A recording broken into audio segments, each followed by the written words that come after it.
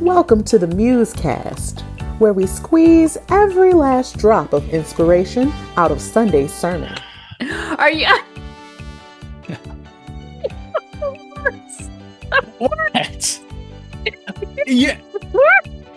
I told you I was going to record as soon as you're done taking a drink, and then I wanted to take a drink. No big deal. No big deal. Okay. No big deal. Big deal. That. How? All right. I said to Dan, this is not a giggly moment. This is not, I'm not feeling. I was wrong. Yeah. Clearly I was wrong. Hey, happy Muse Day. Happy Muse Day. Oh, thank you. No free sentences. I do feel like you're going to have to explain it, Dan Kent. I know you and I discussed it, but people are going to want to know. Yeah. So about a year ago, so I've been writing since I was like 12, and I've always had like this sort of flow state writing philosophy where, you kind of get into this flow state where you kind of relax your thinking so that your inhibitions and your critical mind doesn't get in the way of output. And for many years, I wrote that way, where I tried to get into that mindset. Well, about a year and about 14 to 15 months ago, I sort of had a pretty radical writing philosophy change where I have seen the limitations of that type of flow state writing. And now I basically do the opposite, where I write very slow, and so there's no free sentences. There's nothing. I don't accept anything that just comes to me. Everything gets unpacked and analyzed and put under the microscope, and I do sentence diagrams for everything and look for better adjectives and look to remove adjectives, whatever. And so it's really weird, because flow state writing, the idea is that you flow and you have this great output. But what I've found is that as I've slowed way down and I've been much more careful, I actually have been producing more. And because I think what happens is I love the writing process more, and like I don't throw out as much stuff because and as I read the stuff that I write with this new philosophy, there's this feeling like every sentence matters. And there's like it not in like a flowery sort of way, but in a this couldn't be said better sort of way. And so I've just had a great time with this new philosophy. So I wear a writing shirt when I write. I had one that said I like my puns intended. That was my old writing shirt. You remember that one? Yeah. That one kind of got so worn out that it was just falling apart. So I got a new shirt. So that's what that is all about. I like it. Well, welcome, new writing shirt. We look forward to all that you produce. Yeah, exactly. Yes. All right. Well, hey, folks, we're so glad that you're here. In case you didn't know, he's Dan Kent. I'm Shawna Boren, and this is the MuseCast, where we come together every week to dig a little deeper, continue the conversation from Sunday's sermon. And this past Sunday, along with it being Father's Day, and I sound giddy, or I sound, a bit jovial right now, but what I'm about to say is not at all jovial. So yes, Sunday was Father's Day. Yes, we started a new series called Walk the Way. Very excited about that. But we also held space and just spoke to the reality that's happening in our particular location, in our state. We had a horrific act of violence. And so we are not unaware. And we absolutely care, and our hearts are absolutely torn by that. And we believe in Jesus, and we believe that we have things to talk about, and we believe that, like Greg said, you can hold gratitude and lament at the same time. And so that is what we are doing. So this is not us ignoring stuff. We're here with heavy hearts, but also full hearts of faith to know that Maranatha, come Lord Jesus. So that's what I'll say about that. And as Dan gets into the sermon, I do, Dan, feel like and I don't know if this is pre-summary or post-summary, so I'll let you decide. I feel like I would love for us, you and I, to, I'm going to say, properly set up the series, like Yeah. what it is. Pierre's spoken word did that a bit, but people may not have fully caught that. And then Greg's sermon half did that. And so, although it was Yeah. very, very good.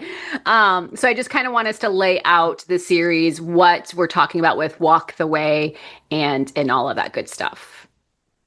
Yeah, that sounds good. Let me pull up the sermon series, like our document, Yeah.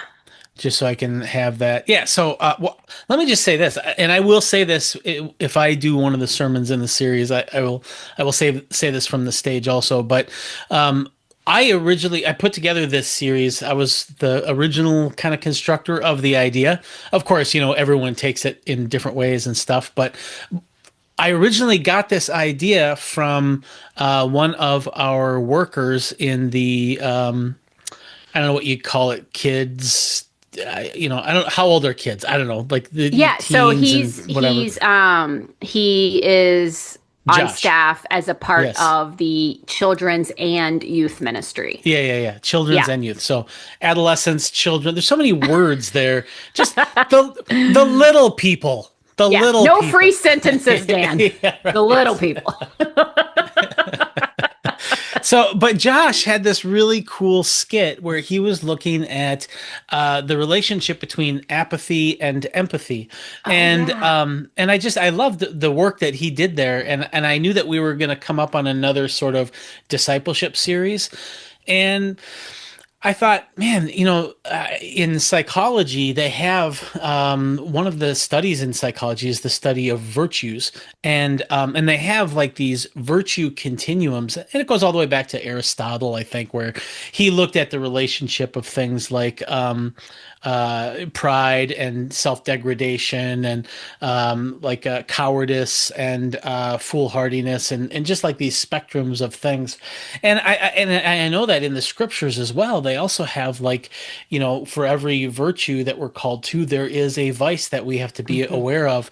And so Greg started this week looking at gratitude, and he was supposed to contrast that with a vice, but he got so wrapped up in the virtue part that he didn't really talk much about the vice part, which is entitlement is the vice there. And all of these, they're so interconnected that it could be more than one vice that relates to any given virtue, and vice versa.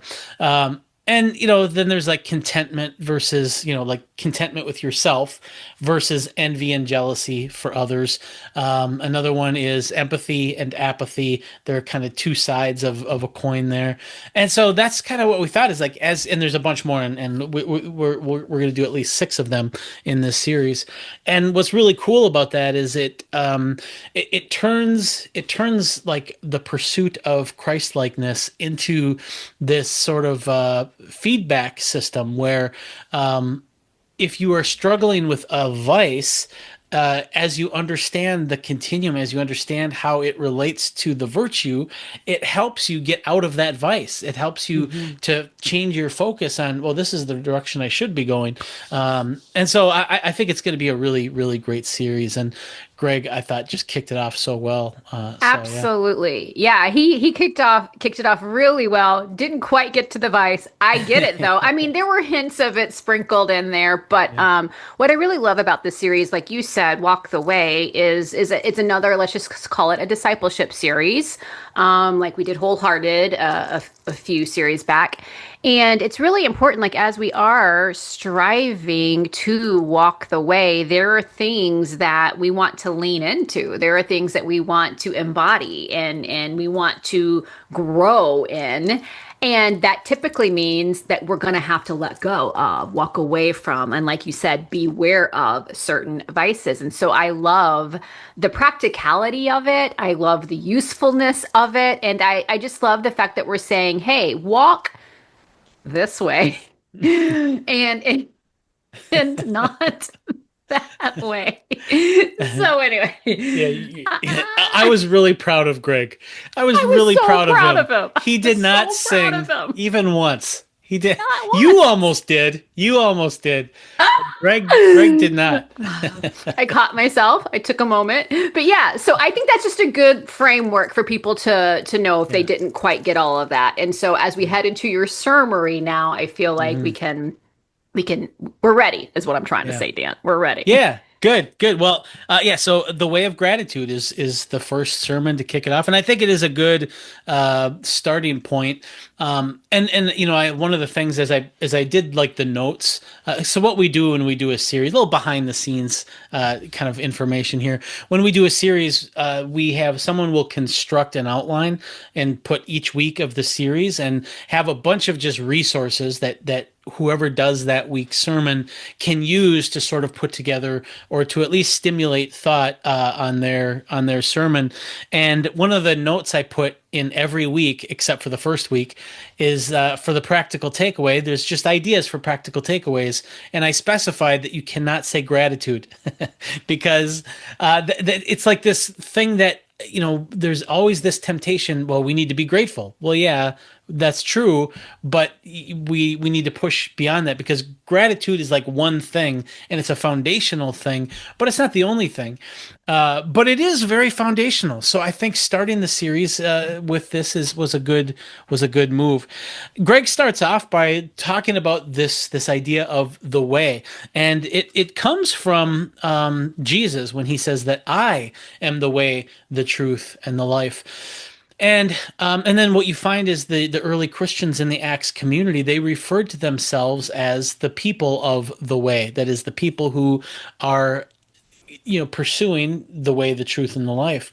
And all of that comes from the two ways tradition of the scriptures, which I've talked about in several of my sermons. And I focused on it in a sermon called "The Path is a Person," and that's probably one of my most popular sermons. So if that interests people, check that out. But yeah, so he kind of says that the way is kind of related to Jesus like that. And what's really cool about this, and he made this point too, which I was really glad, is what's being said here. And sometimes it's so obvious we don't see it, but what's being said here is that there is a way. There's not, when you look at the chaos and the randomness of life and you think, what does it matter how I live? Well, it does matter how we live. There is a way to live that brings us a special kind of life. And that's sort of what's assumed in the teachings of Jesus and the teachings of Paul and so on and so forth. And so he starts with that. And then he starts talking about this first way, which is the way of gratitude. And to kick that thought off, to kick his message off, he looks at Luke and the story of the 10 lepers. And boy, what a great story to talk about gratitude, because it really does offer several kind of angles and dimensions on gratitude. And so the story there is basically that there are these 10 lepers, not leopards. Uh, it's tough. There's just one letter separating leopard from leper. So yeah, so there are these 10 lepers, and they're on the border of Samaria, and so Jesus is going to I don't even remember where he's going, but these 10 lepers are crying out to Jesus saying, have pity on us. And they're crying out from a distance because leprosy is this super contagious disease, and it makes your skin rot, and what happens is you lose sensitivity, so you don't realize that you've hurt yourself, and so your wounds don't heal, and you keep hurting yourself, and it's just a horrific disease. And they're crying out to Jesus, have pity on us, and Jesus tells them to go show yourselves to the temple, to the priests at the temple, meaning that you're healed. And as they go to the temple, they realize that they are in the process of being healed. And he explains why they had to go to the temple and all of that. But one of the lepers, instead of going straight to the temple, is so relieved and so excited about the healing that he turns around and goes to Jesus and just thanks Jesus and shows all of this gratitude to Jesus. And Jesus makes this point that he says that your faith has made you well.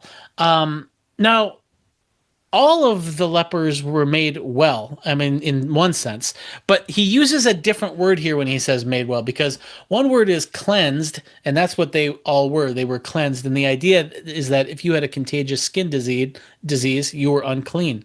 But if you were healed, then you were cleansed. So they were all cleansed. But this one leper who came back, he had something more. He was made well. And there's a different Greek word there that is used. And the idea there being is that they were all probably relieved, at least. And in some sense, they were grateful for being cured. But this person used that gratitude in a better way, where he got something extra. He used that healing and his gratitude for that healing to orient himself in a good way to the source of the healing, to God, to Jesus. And there was this relational dimension to his gratitude. And Jesus blesses that and says that this act of faith, this gratitude, has given you this salvation, this good thing, this wellness that the other nine didn't get. And not, at least not yet. I mean, maybe they will after they get seen. I mean, who knows? But it just notes that there's something special about acting out of your gratitude. And I thought it was a beautiful, beautiful use of that parable. He goes on, then Greg does, to talk about how gratitude is used throughout the rest of the New Testament as well. Romans 8. He just notes that in all things, God is working to bring good out of all circumstances, including evil or suffering or bad circumstances. And so, even when things are not good, we can still be grateful for a God who is working to bring good things out. And then John tells us that every good thing comes from God. And so, in other words, we like literally every good thing. The fact that I mean, just look at our situation right here, where Shawna and I are having this conversation where we're, breaking down this sermon. What a blessing to be able to have a conversation together about a sermon where we're being enlightened about, how God wants us to live. And it's just a really fun and great moment that is a good thing that God gives us. And that includes all of the technology that makes that possible.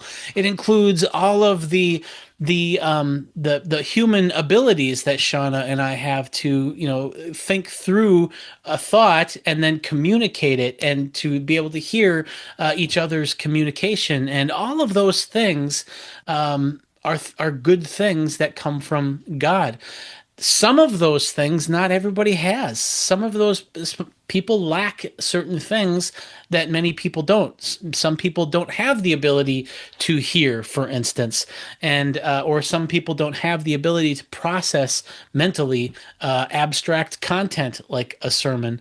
And it's not because that they're not blessed or anything like that. It's just that there are many different potential blessings, and they all come from God.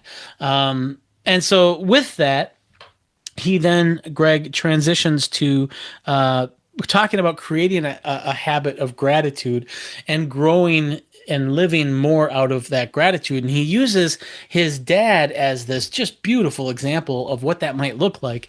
And his dad being this total kind of curmudgeon-y type guy, very judgy, and comes from a long line of people who complained about their circumstances and exaggerated their woe and all of that. And his dad, Greg's dad, was kind of in that same mold.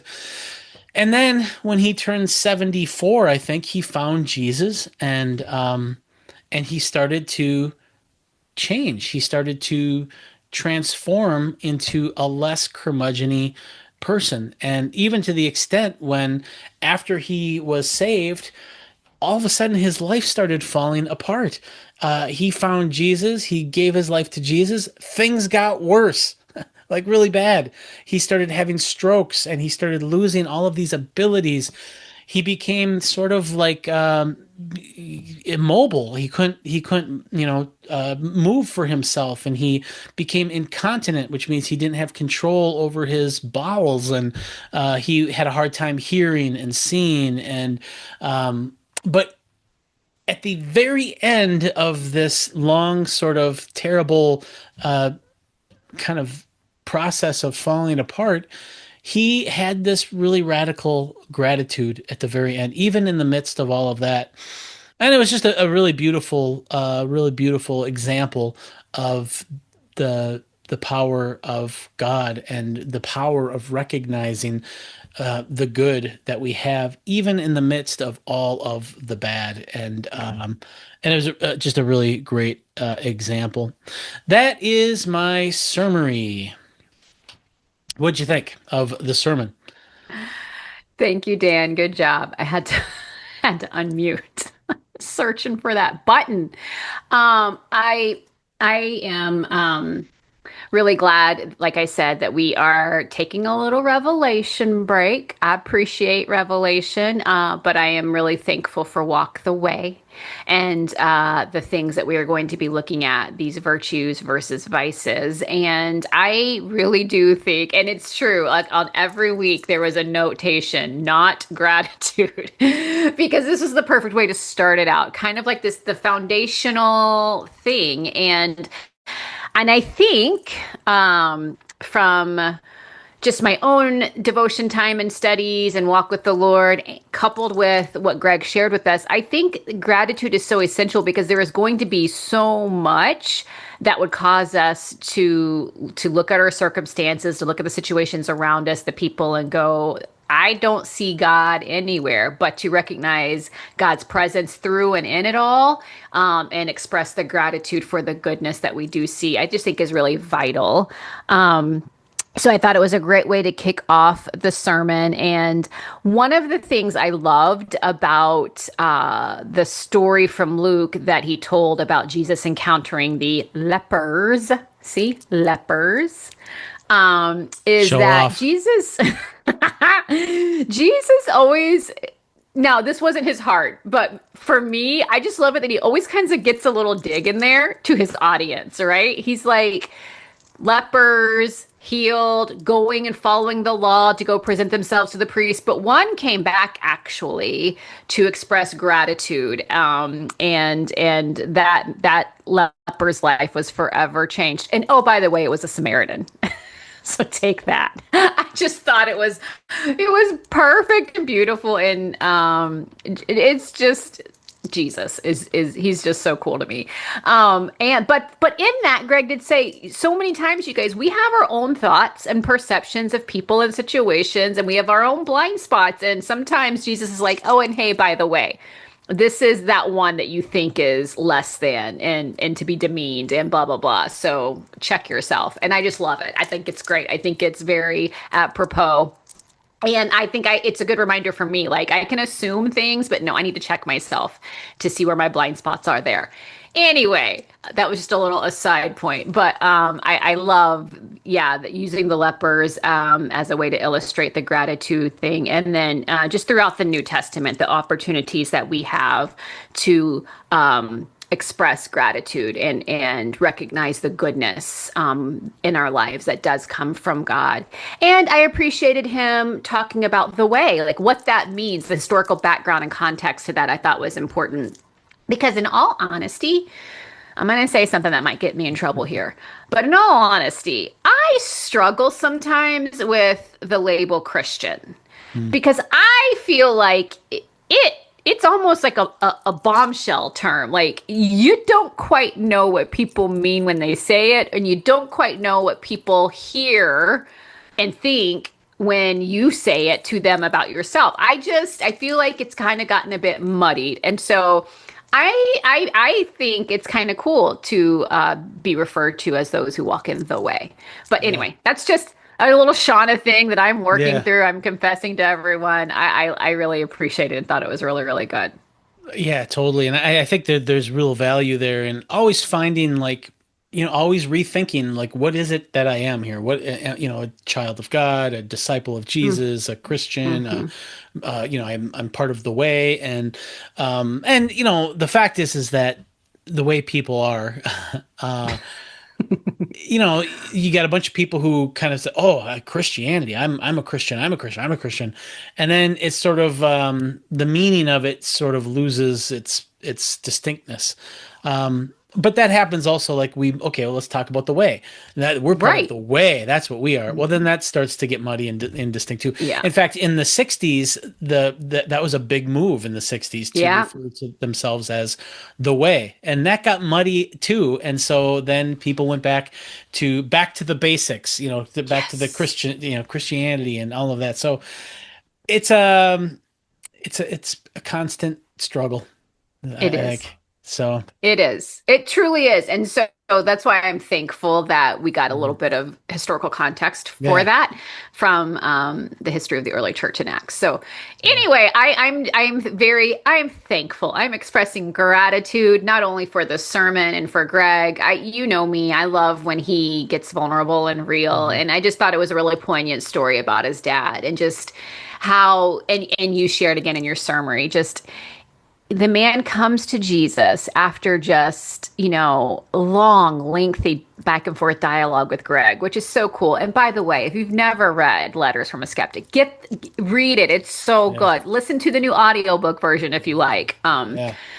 But what a powerful story of that back and forth dialogue and exchange. And then he comes to Jesus and on the surface, like on the earthly realm, things get worse for him in many ways, and his health declines greatly. And there's just so much there that he could be a curmudgeon about.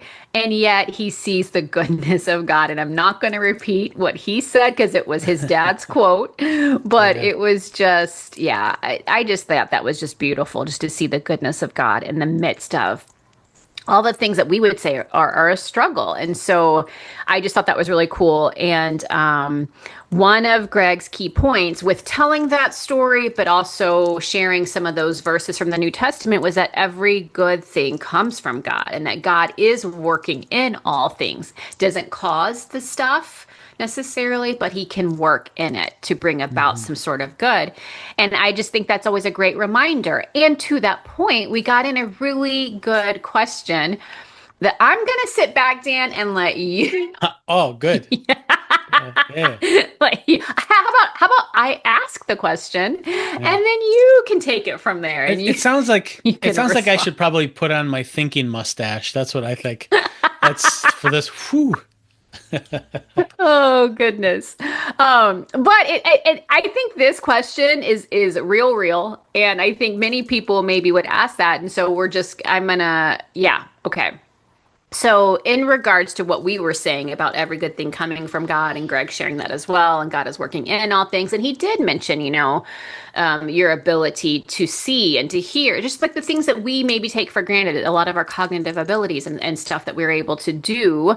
We didn't earn any of that. We didn't win some sort of contest, and therefore this was our prize. This is the life that we happened into. And so, in regards to that, this musecaster says, if we say my gift of hearing or sight, for example, is from God, why do some people not hear or see? Those of us who do, when we thank God for it, doesn't it seem like it begs the question, why didn't he give it to others or to everyone? And so, how do we explain, like, oh, we're so thankful for this? How Mhm. do you explain that to someone who doesn't have those abilities, say, to hear or to see? Yeah. And again, this person was coming from a very a place of humility. You're saying, I know this sounds awful, but it just makes her not want to necessarily thank God because she can't fully Mhm. explain all of, well, why me and not them kind of stuff. And Right. that is so real. And thank you so much for sending that in. Hmm. Yeah, it's a really great question. I think how I would answer that is, I think you can be thankful for what you have, even if somebody else does not have it. And what I would say is, I think that there are different types of things for us to have gratitude about.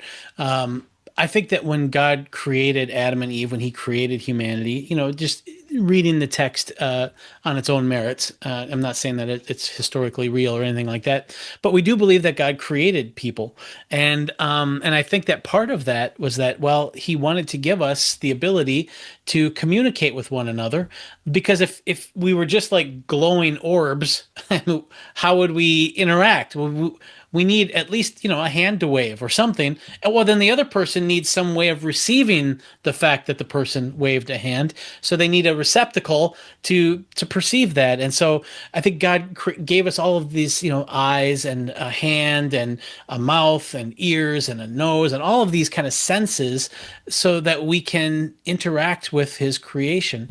And He gave us legs so that we can move through His creation, and arms and hands so that we can play with His creation. And that's what God's intent was, just those basic things. And if somebody is lacking one of those basic things of how God meant for us to live in His creation, that is not because God chose me to have it and someone else not to. That is evil. That is just someone.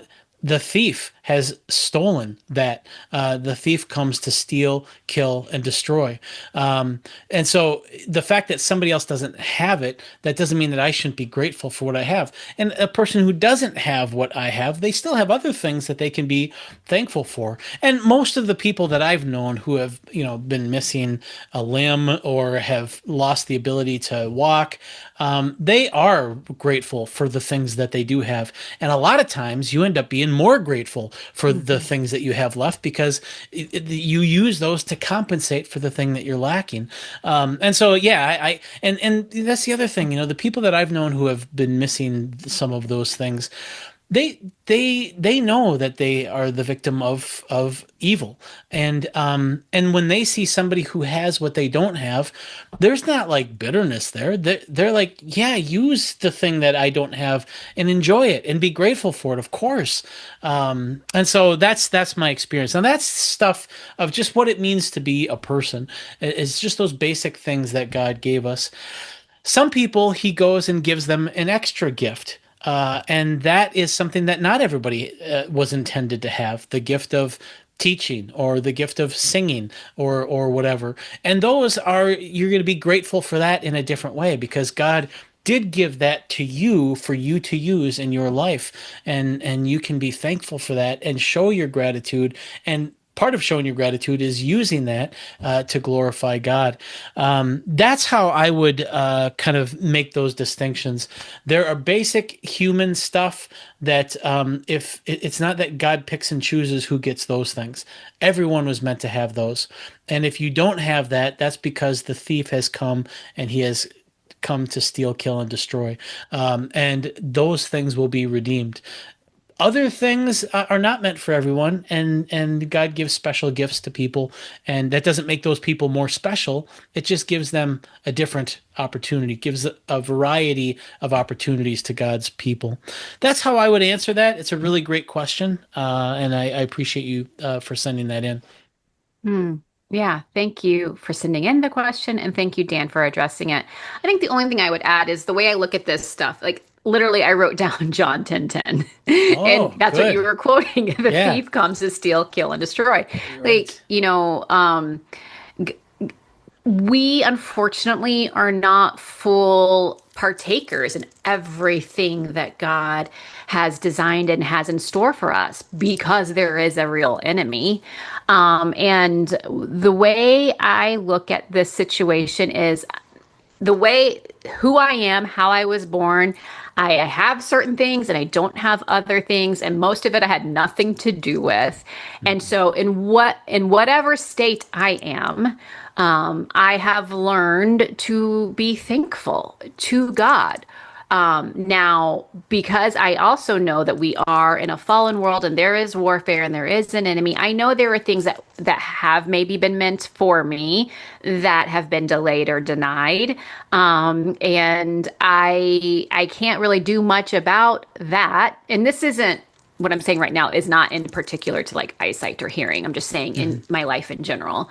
I can't do much about that except for, be in the battle and follow the ways of Jesus and be all that I feel I can be as a child of God and all of that. Lean into those things and recognize we're in a spiritual battle and lean on God, lead on others, and all of that.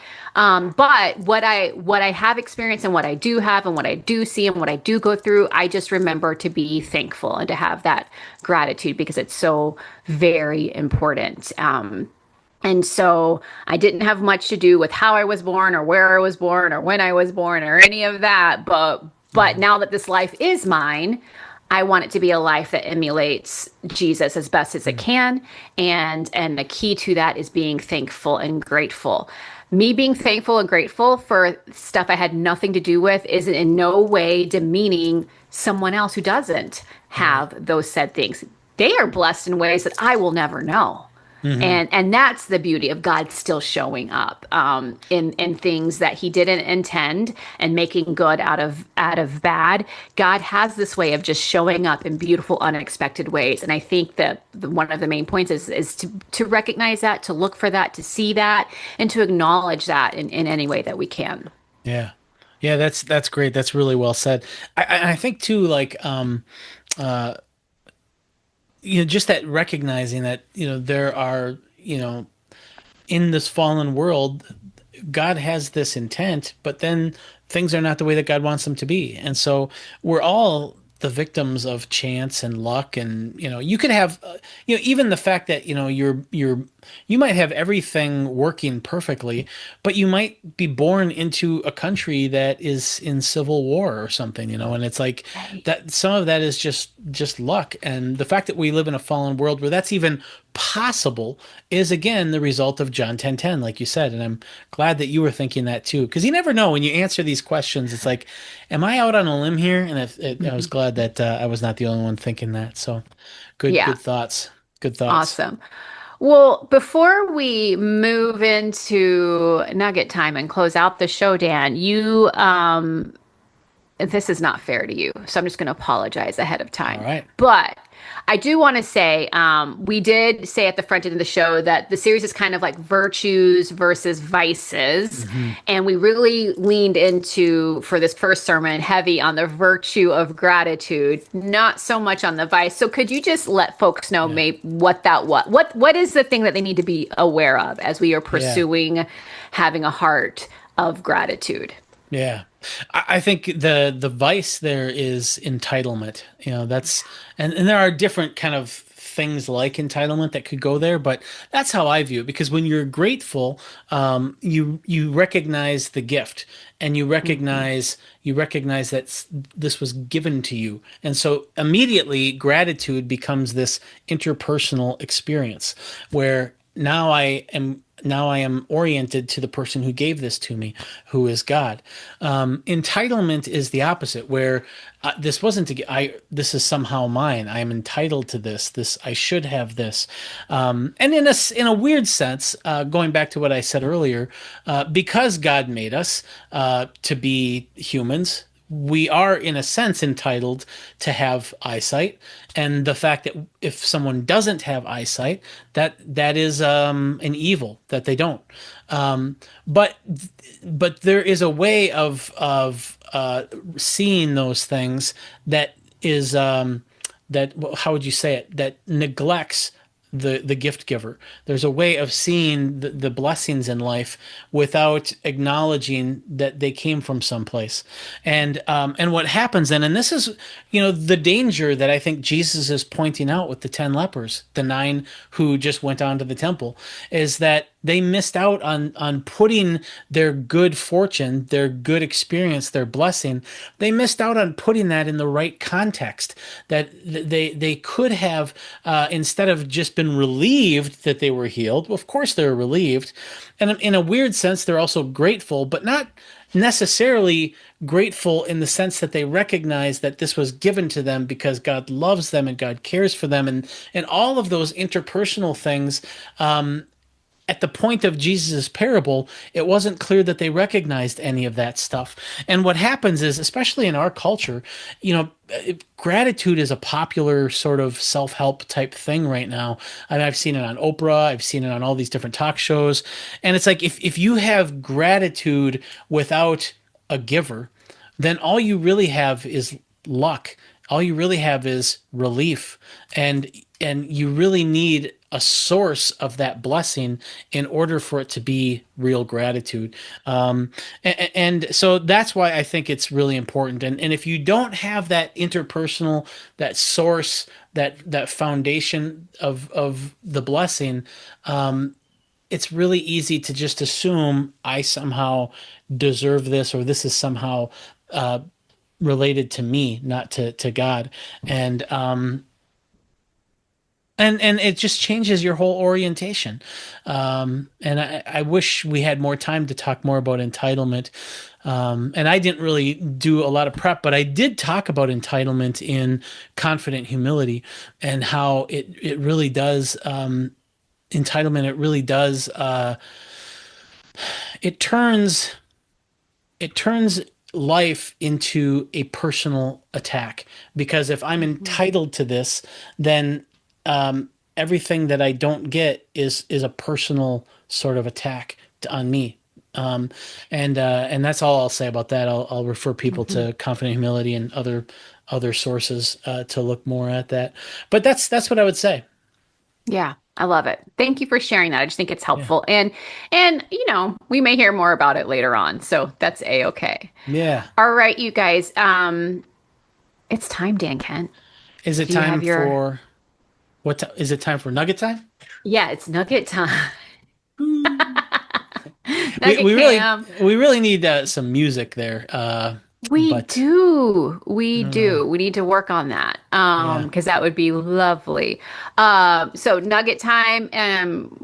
Let me just say, before we share nuggets, that I just want to thank everyone, because we don't take it for granted that you take time out of your busy weeks to tune in and to engage and to chat with us when the show is on YouTube.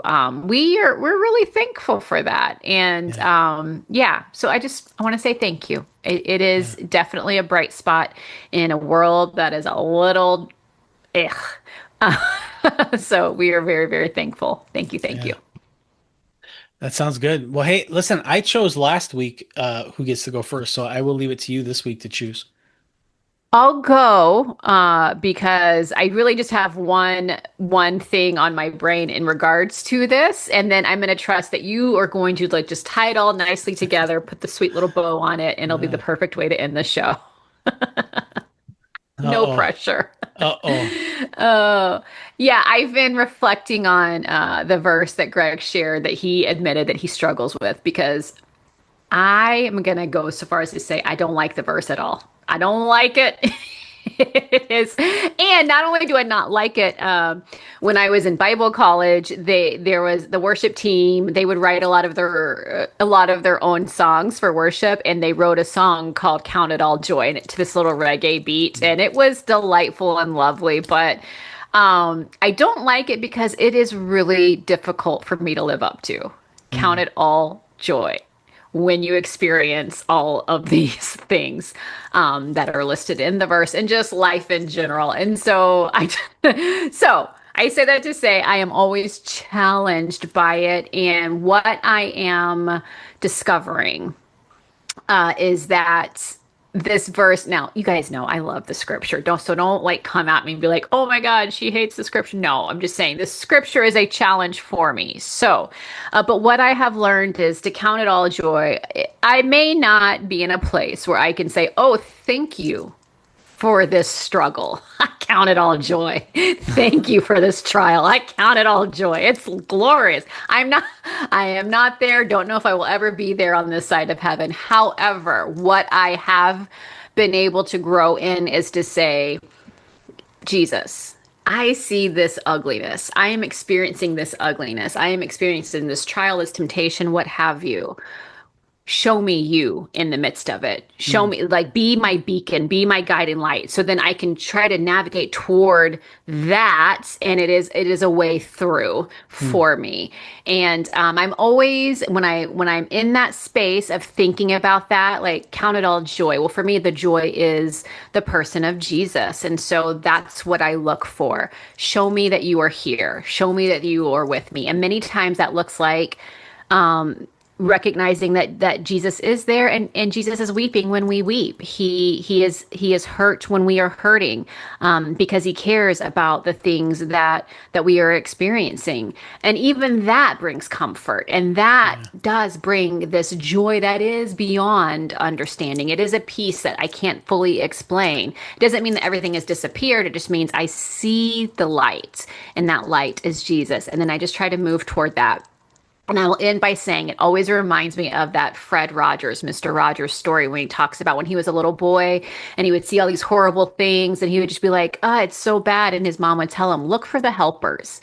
When Mm. everything seems like death and destruction, look for the helpers. And so that is my nugget is when we're saying count it all joy, the joy is in Jesus, and he is there. And so we just look for him, and then move toward that, and that helps us to move through what it is that we are experiencing. Yeah. That's a great nugget. That would have been a good one to end on. So, I don't know. I think you yeah. got this. I I think don't you got know. it. I don't know. Mine's weird. I don't know. I'm having some nugget doubts. Hmm. But here's my nugget. Here's what I'll say. Okay. Um, he talked about how gratitude and lament can coexist. And one thing I would say is that I don't think you can lament without gratitude. I think the whole point of lament is that you've lost something precious, and Hmm. you lost something that you were grateful for. And it just reminds me of that phrase that you don't know what you got until it's gone, and that's a tragedy because if you don't know what you got until it's gone and you lose it, well, that means you missed out on all those opportunities to be grateful for it. Now, all you have for it is grief. And it's so much better to be grateful for something and to soak as much gratitude out of that thing that you have before you lose it. Because in this life, we end up losing a lot of stuff and we lose a lot of abilities. We lose our possessions. We lose relationships. And I tell you what, in my life and in my experience, I can point to different times when I wish I would have known how important this person was to me before they died. I wish I would have known how great that place was before we moved. I wish I would have recognized how awesome that job was before I quit, or whatever.